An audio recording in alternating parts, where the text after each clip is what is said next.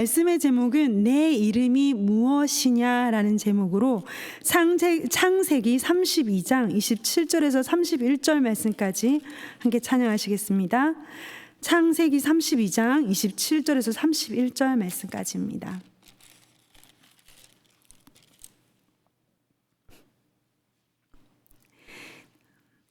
구약 성경 50페이지 창세기 32장 27절에서 31절 말씀까지입니다. 자, 하나님 말씀 다 같이 합독하시겠습니다. 그 사람이 그에게 이르되 내 이름이 무엇이냐? 그가 이르되 야곱이니이다. 다시는 야곱이라 부를 것이 아니요 이스라엘이라 부를 것이니 이는 내가 하나님과 및 사람들과 겨루어 이겼음이니라. 야곱이 청하여 이르되 당신의 이름을 알려주소서. 그 사람이 이르되 어찌하여 내 이름을 묻느냐 하고 거기서 야곱에게 축복하는지라. 그러므로 야곱이 그곳 이름을 브니엘이라 하였으니 그가 이르기를 내가 하나님과 대면하여 보았으나 내 생명이 보존되었다 함이더라.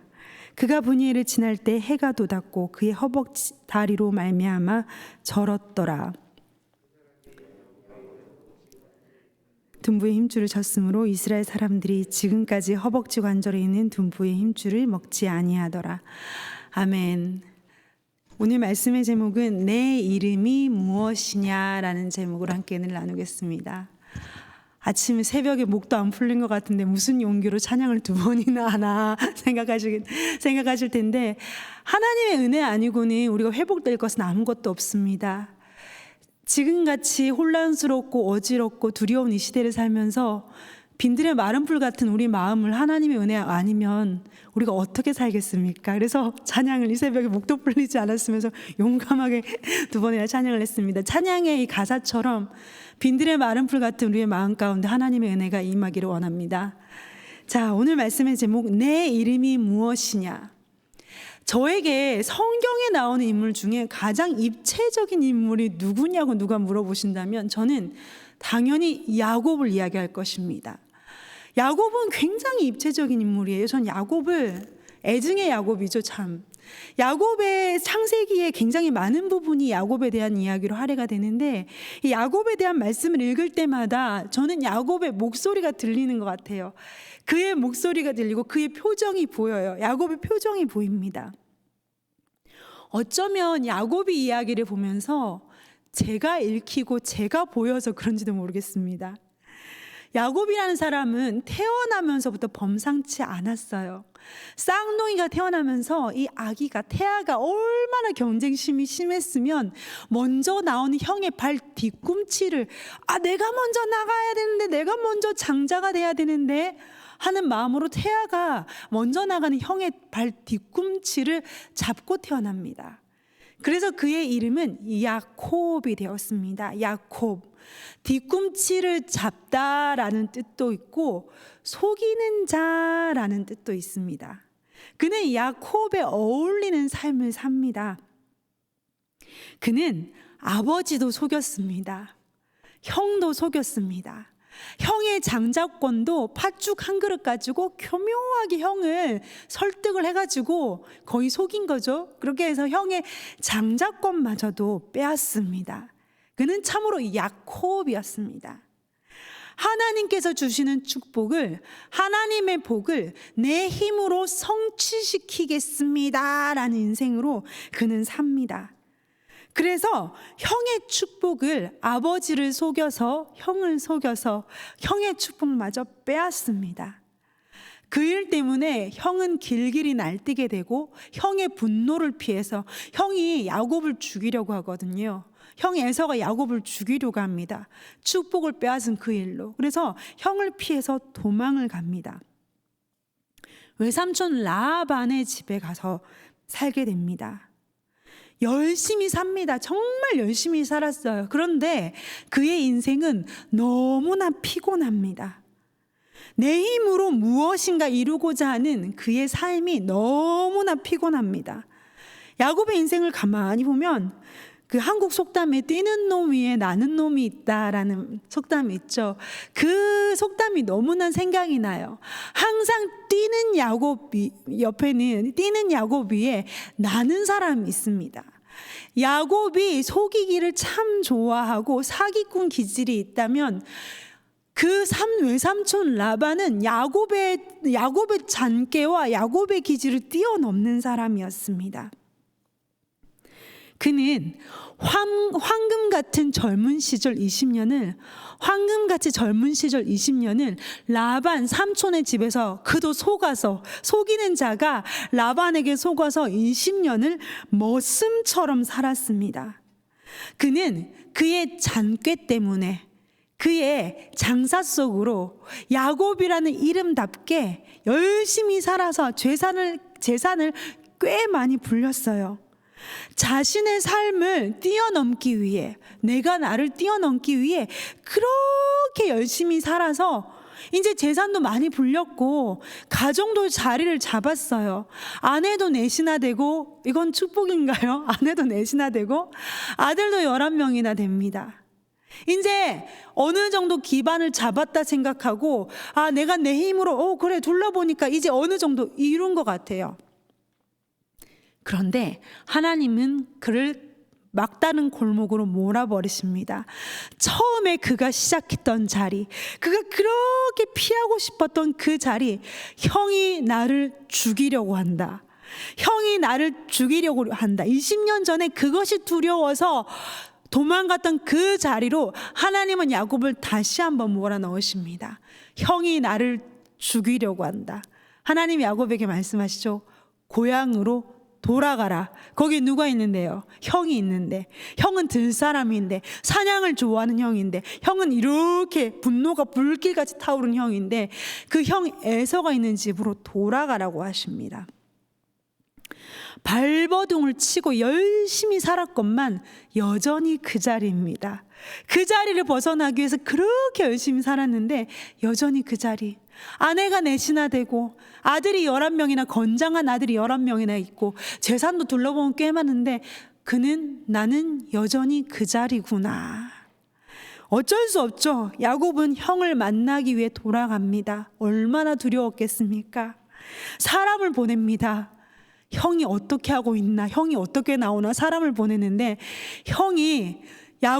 동생 야곱이 자기를 만나러 온다고, 동생 야곱이 고향으로 다시 돌아온다는 소식을 듣고, 20년 만에 돌아온다는 소식을 듣고 형이 얼마나 반가웠으면 400명을 거느리고 동생을 맞이하러 갑니다. 얼마나 반가웠으면 400명을 데리고 나왔을까요? 이게 진짜 반가워서 그랬을까요? 에서가 400명을 왜 데리고 나왔는지에 대해서는 성경에 안 나와 있지만, 이게 동생을 20년 만에 맞이하는데 400명이 왜 필요합니까? 죽이겠다라는 거예요. 에서는 여전히 야곱에 대한 이 마음이 조금도 풀리지 않았어요. 400명을 왜 데리고 와요? 죽이겠다라는 거죠. 죽이겠다고 400명을 데리고 옵니다. 그래서 7절 말씀에, 32장 7절 말씀에 야곱의 심정이 얼마나 두려웠으면, 야곱이 심히 두렵고 답답하여 그가 400명을, 6절 말씀에 형 에서에게 이른즉 그가 400명을 거느리고 주인을 만나려고 오더이다. 야곱이 심히 두렵고 답답하여. 얼마나 두렵고 답답했을까요? 400명을 데리고 우리 형이 나 죽이려, 자기 혼자 나와도 나는 어떻게 감당이 안 되는 형인데 400명이나 데리고 온다니까 심히 두렵고 답답합니다. 여기서 야곱이 포기할 야곱이 아니죠. 여기서 야곱이 포기할 야곱이 아닙니다. 그는 야곱답게 자기 잔꾀를 씁니다. 자기의 때를, 자기 재산을 두 때로 나눕니다. 그래서 하나를 치면 하나는 피한다 생각하고 두 때로 나눠서 이걸 분리해서 이제 갑니다. 계속 진행해 갑니다. 그거 가지고도 안 되겠어요. 그거 가지고도 안 되고, 밤에 잠을 자려고 해도 밤에 잠이 안 오니까 벌떡 일어나서 자기 아내들 넷과 자식들을 11명을 소집을 해가지고, 이 야곱이 너무 비겁했어요. 덜 사랑하는 순으로 앞에 세웁니다. 아내들 넷이 있고 자식들 11명 있는데 덜 사랑하는 아내, 가장 덜 사랑하는 아내를 맨 앞에 세우고, 그다음에 그나마 좀 더 사랑하고, 그다음에 좀 더 사랑하고, 마지막으로 가장 사랑하는 라헬과 그의 아들 요셉, 당시 베냐민은 아직 안 태어났으니까요, 마지막에 세웁니다. 앞에 선, 프론트 라인에 선 아내들은 얼마나 나에게 또 한이 됐겠습니까? 세상에 어떤 이런 남편이 있을까? 어쨌든 야곱은 자기가 할 수 있는 모든 것을 다 합니다. 그 밤에 그 아내와 제사를 먼저 보냈고요. 아내와 아들들도 먼저 야복강 나루로 건넵니다. 그리고 그는 그 형을 인간적인 또 야곱답게 형의 분노를 풀려고 뇌물도 보냅니다. 500마리의 짐승을 보내요. 500마리의 짐승은 꽤 많은 숫자입니다. 지금으로 치자면 한 몇 억은 될 것 같은 그런 재산이죠. 그런 규모입니다. 500마리 짐승까지, 가축까지 보냅니다. 야곱은 자기가 할 수 있는 모든 걸 다 했어요. 재산 2대로 나눴어요. 뇌물 보냈어요. 아내들도 덜 사랑하는 순으로 착착착착 세워서 먼저 야복강 나루를 건넵니다. 자기 혼자 이제 야복강에 서 있습니다.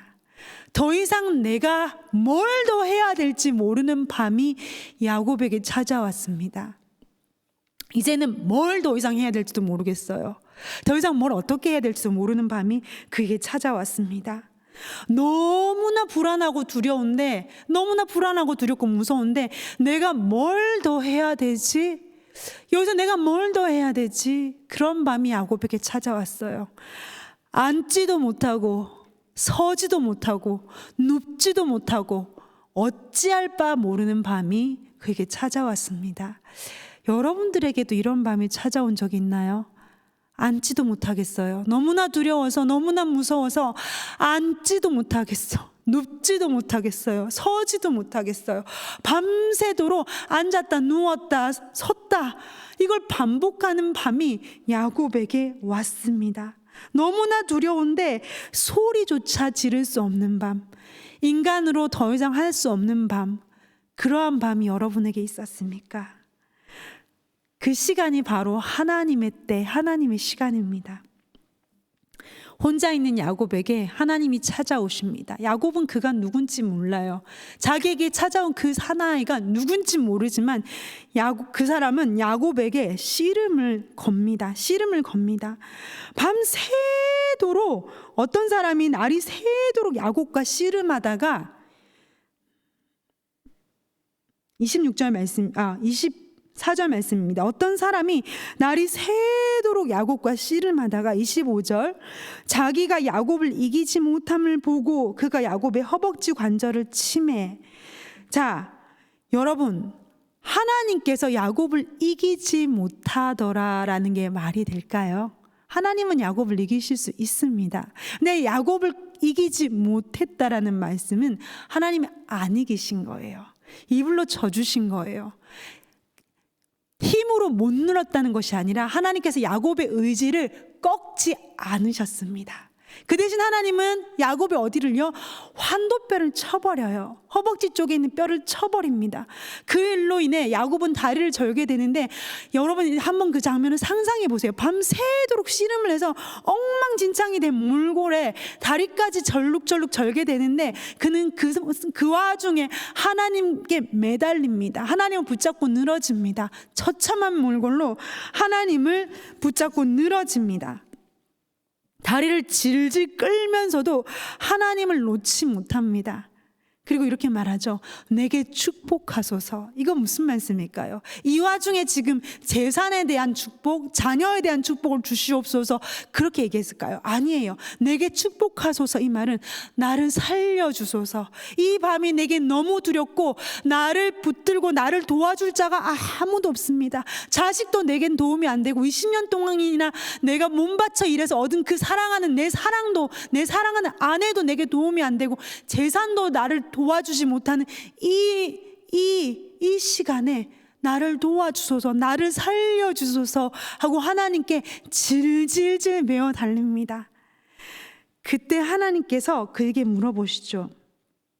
27절 말씀에 그 사람이 그에게 이르되 내 이름이 무엇이냐? 그가 이르되 야곱이니이다. 여러분, 하나님께서 야곱을 찾아오셨는데 그의 이름을 몰라서, 진짜 야곱이 누군지 몰라서 그의 이름을 물어보셨을까요? 야곱을 찾아오신 하나님이 너 이름 뭐야? 라고 이름을 물어보신 걸까요?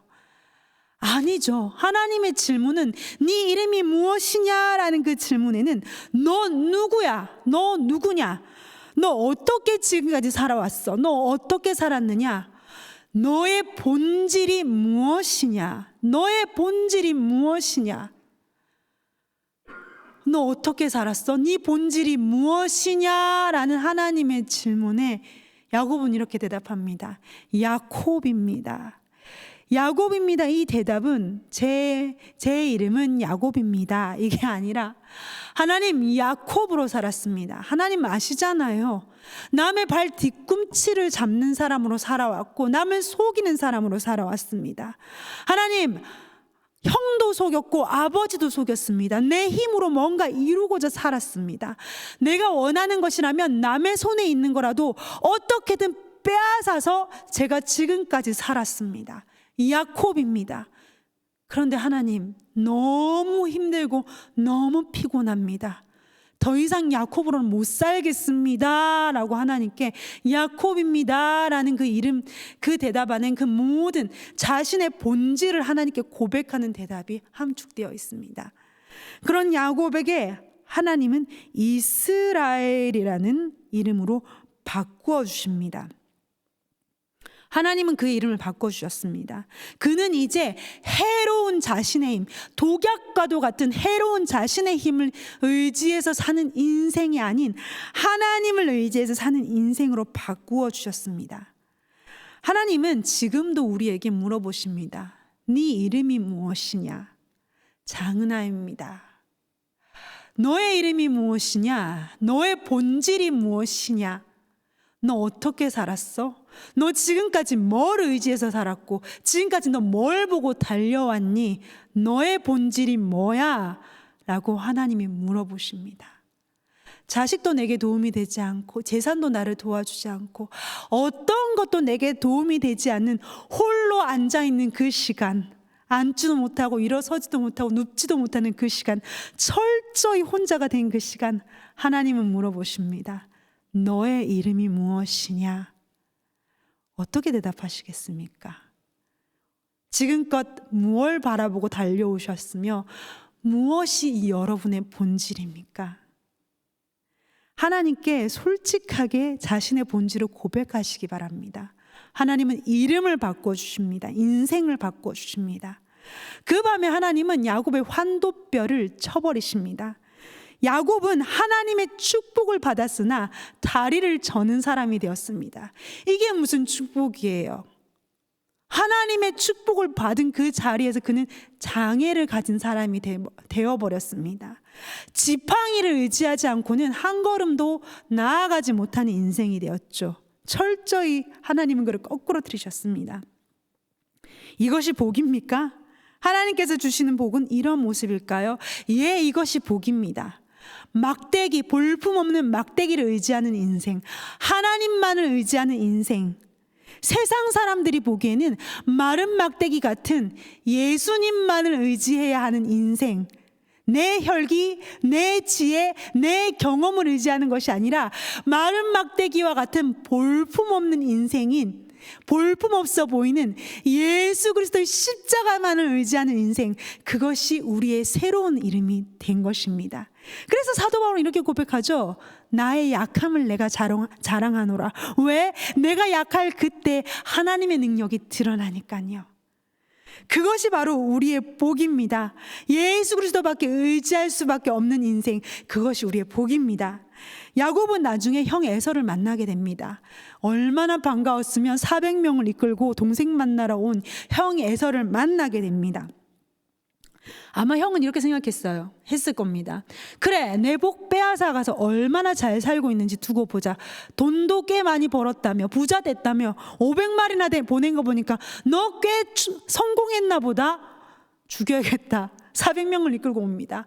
멀리서 동생을 죽이려고 오는데 멀리서 야곱의 동생이 보여요. 근데 아마 그는 에서는 자신의 눈을 의심했을 것입니다. 그 야곱의 몰골을 보고 멀리서 동생이 오는데 야곱이 어때요? 야곱의 몰골이 어때요? 밤새도록 하나님과 씨름했으니까 엉망진창이 됐을 거예요. 온 얼굴과 몸은 엉망진창이 됐고 20년 동안 뼈 빠지게 고생을 했으니 훨씬 나이 들어 빨리 늙어버렸을 거고 나이 들어 보였을 거고, 게다가 가장 결정적인 건 뭐예요? 내 동생이 미혼하고 난 내 동생인데 다리를 절면서 지팡이를 짚고 저 멀리서 엉망진창이 된 동생이 다리를 절뚝절뚝 절면서 지팡이를 짚고 옵니다. 그것을 보고 에서가 어떻게 무슨 생각을 했을까요?